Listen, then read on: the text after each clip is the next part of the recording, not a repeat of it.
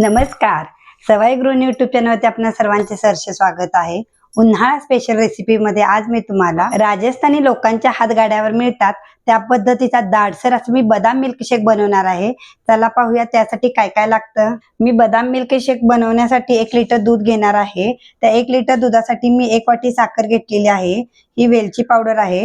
हे custard powder आहे व्हॅनिलाचं 2 चमचे मी घेतलेले आहेत. बदाम थोडे आहेत, काजू थोडे आहेत. मी बदाम भिजवून साल काढून घेतलेले आहे आणि काजू पण भिजवलेले आहे. हे दोन्ही आपण भिजवूनच घ्यायचे आहेत.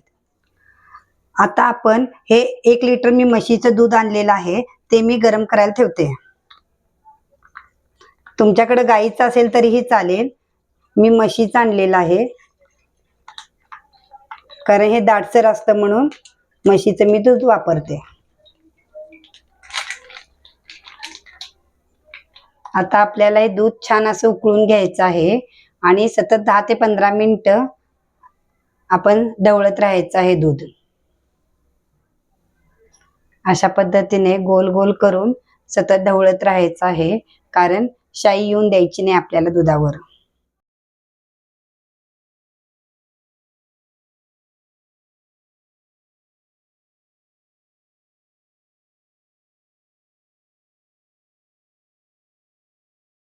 दूध छान उकळलेलं आहे.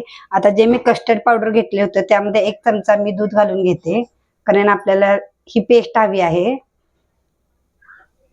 तर त्यामध्ये मी जे बदाम आणि काजूची पेस्ट करून घेतली होती ते मी घालून घेते. आता हे काजू बदामची पेस्ट ही आपण छान असं दुधामध्ये शिजवून घेऊ आणि सतत असं ढवळत राहायचं आहे आपल्याला मंद आचेवर. कारण मोठेही जर गॅस केला तर ते आपलं दूध उतू जाऊ शकतं म्हणून आपण सतत हलवत राहायचं आहे.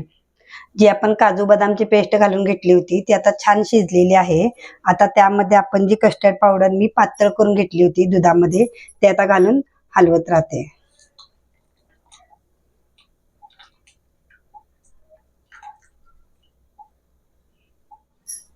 हे पहा आता आपलं काजू बदाम पेस्ट घालून पण झालेली आहे. आता त्यामध्ये आपण कस्टर्ड पावडर होती तेही आपण पातळ लिक्विड करून घातलेली आहे. आता हे आपण छान तिन्ही आयटम छान उकळून घेऊ आणि आपण घातल्यानंतर कस्टर्ड पावडर असं सतत हलवत राहायचं आहे. हे पहा तुम्हाला दिसून येईल दूध किती दाटसर झालेलं आहे. हे आपली कस्टर्ड पावडर घालतो त्यानं दाटसरपणा येतो. हे पहा आपलं छान असं दाटसर दूध झालेलं आहे. आता त्यामध्ये आपण 1 वाटी जी साखर घेतली होती ती घालून घेऊ. साखर आपण यामध्ये छान विरघळून घेऊ. आता यामध्ये आपले तिन्ही जिन्नस छान शिजलेले आहे दुधामध्ये.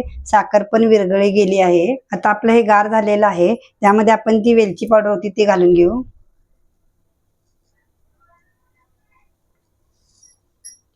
छान असं ढवळून घेऊ.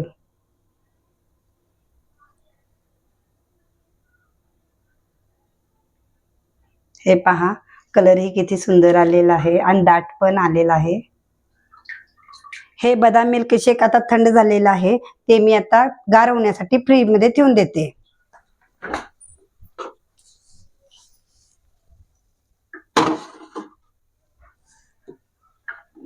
आता हे गार करण्यासाठी मी ठेवून दिलेलं आहे. आता आपण हे फ्रीज मधनं बदाम मिल्कशेक काढलेला आहे. गार झालेला आहे. असं दाटसर पण आलेला आहे पहा. जसा आपल्याला राजस्थानी गाड्यावर जसा मिल्कशेक मिळतो त्या पद्धतीने आपला तयार झालेला आहे. कलर ही छान आलेला आहे तुम्ही पाहू शकता. आता ते मी ग्लास मध्ये ओतून घेते.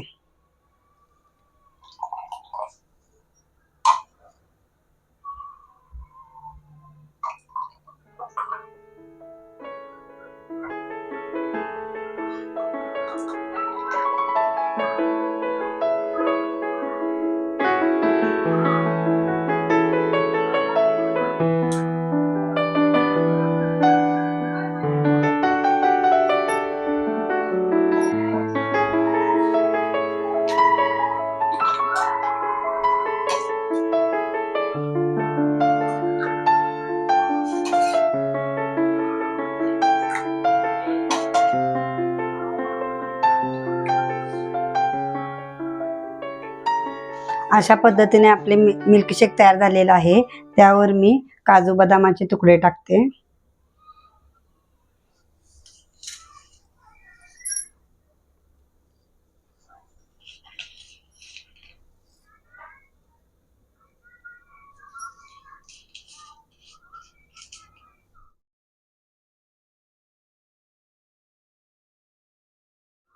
अशा पद्धतीने आपला बदाम मिल्कशेक तयार झालेला आहे.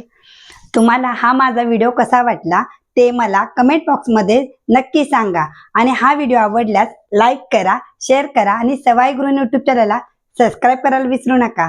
धन्यवाद.